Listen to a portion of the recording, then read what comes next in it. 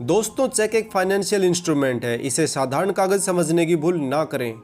इसका सुरक्षित तरीके से सोच समझकर इस्तेमाल किया जाना चाहिए।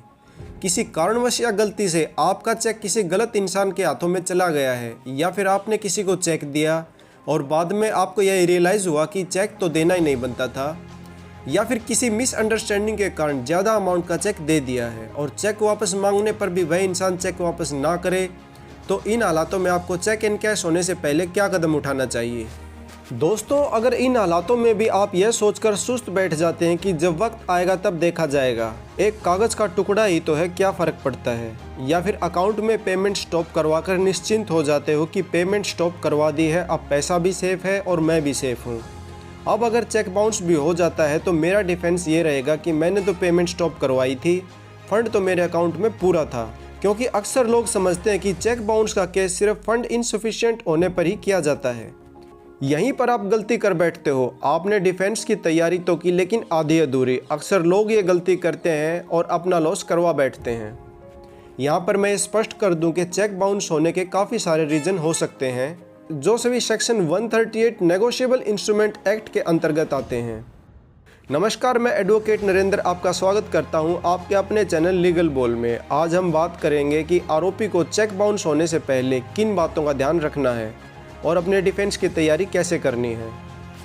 दोस्तों, आज की वीडियो आपके बहुत काम की होने वाली है। वीडियो को ज़रा भी स्किप ना करें, नहीं तो आप ऐसा पॉइंट मिस कर सकते हैं जो आपके काम आ सकता था और आपके केस का रुख आपकी ओर मोड़ सकता था। इसलिए इसे शुरू से अंत तक पूरा देखें।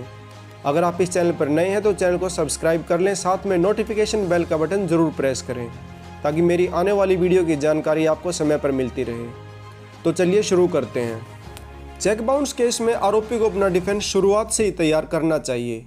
उसे इस बात का इंतज़ार नहीं करना है कि जब केस होगा तब देखा जाएगा।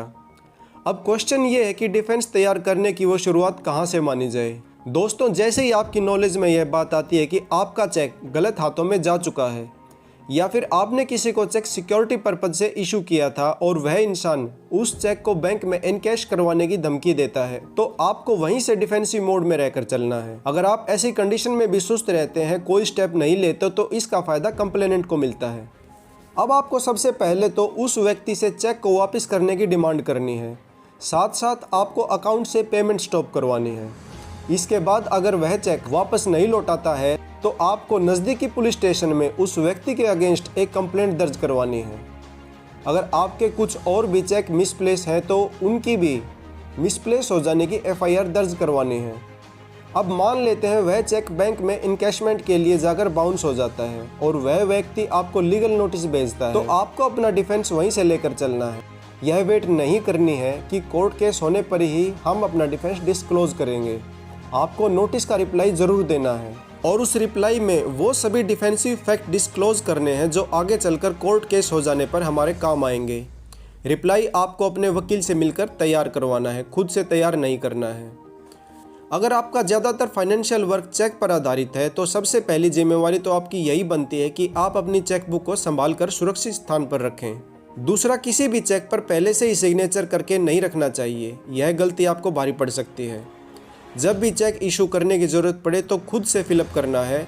चेक पर कोई ओवरराइटिंग नहीं होनी चाहिए, ना ही किसी तरह की कटिंग की गई हो।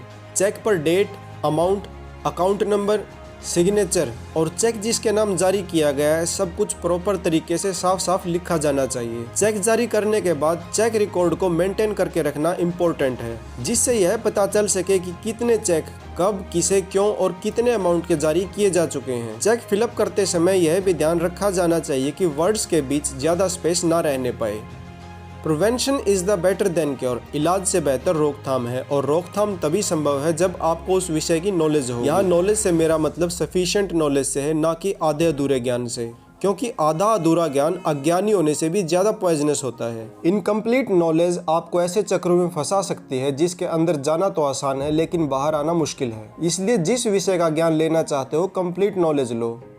हालांकि कंप्लीट नॉलेज तो किसी को नहीं होती, मास्टर कोई कोई होता है, लेकिन पर्याप्त ज्ञान तो लिया ही जा सकता है। विषय को समझो और बारीकी से अध्ययन करो।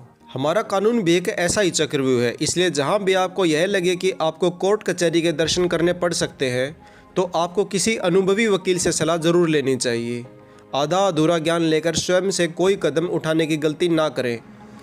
वैसे भी आजकल तो सबके पास मोबाइल फ़ोन और इंटरनेट है। आपका फ़ोन ही ज्ञान का भंडार है। इस पर आप बुक्स रीड कर सकते हैं, यूट्यूब पर रिलेटेड वीडियो देख सकते हैं, यहाँ तक कि वकील से भी प्रॉब्लम डिस्कस करके एडवाइस भी ले सकते हैं। दोस्तों, अगर आपको मेरी यह वीडियो इन्फॉर्मेटिव लगी हो तो वीडियो को लाइक और शेयर ज़रूर करें। और अगर चेक बाउंस केस से रिलेटेड कोई जानकारी लेना चाहते हैं तो कमेंट बॉक्स में आकर पूछ सकते हैं। समय मिलते ही आपको रिप्लाई ज़रूर किया जाएगा। तो आज के वीडियो में इतना ही। मिलते हैं नेक्स्ट वीडियो में नई जानकारी के साथ।